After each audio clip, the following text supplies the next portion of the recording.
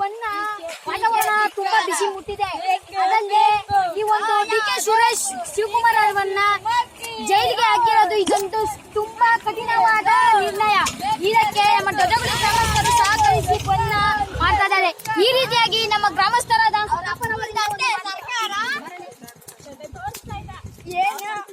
ನಮ್ಗೆ ನಮ್ ಸಾಹೇಬ್ರನ್ನ ಬುಸ್ಕೊಡಿ ಬಿಟ್ಟಿ ನಮ್ಗೆ ಸಾರ್ವಜನಿಕ ವಸ್ತು ನಮ್ಗೆ ಸಂಬಂಧ ಇರೋ ಹೇಳ್ಕುನು ನಮ್ಗೆ ಡಿ.ಕೆ. ಶಿವಕುಮಾರ್ ದೇವ್ರಿದ್ದಂಗೆ ಅವ್ರು ನಮ್ಗೆ ನಮ್ಮೂರ್ಗೆ ಒಂದು ವಿದ್ಯುತ್ ಇದ್ ಮಾಡ್ಕೊಬಿಟ್ಟಿದ್ದಾರೆ, ದೇವಸ್ಥಾನ ರೋಡ್ ಮಾಡ್ಕೊಬಿಟ್ಟಿದ್ದಾರೆ. ನಮ್ಗೆ ಪ್ರತಿಯೊಂದು ಲೋನು ಅಲ್ಲ ಬಿದ್ ಮಾಡೋಕೆ ಸಹಾಯ ಮಾಡಿದ್ದಾರೆ. ಪ್ರತಿ ಒಂದಕ್ಕೂ ಎಲ್ಲದಕ್ಕೂ ಸಹಾಯ ಮಾಡಿದ್ದಾರೆ. ಅವರು ನಮ್ಗೆ ದೇವ್ರಿದ್ದಂಗೆ. ನಮ್ಮ ಅಜ್ಜಿ ಅವ್ರಿಗೆಲ್ಲ ಓದ್ತೀನಿ ಬರೋಂಗ್ ಮಾಡಿದ್ದಾರೆ. ಎಲ್ಲ ಅವ್ರು ದೇವ್ರಿದ್ದಂಗೆ ನಮ್ಗೆ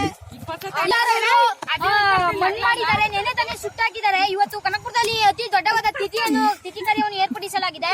ನಾನಾ ತರದ ಐಟಮ್ಸ್ ಮತ್ತು ಬಗೆ ಬಗೆಯ ತಿಂಡಿ ಸಿಹಿ ಪದಾರ್ಥಗಳನ್ನು ಮಾಡಿದ್ದಾರೆ.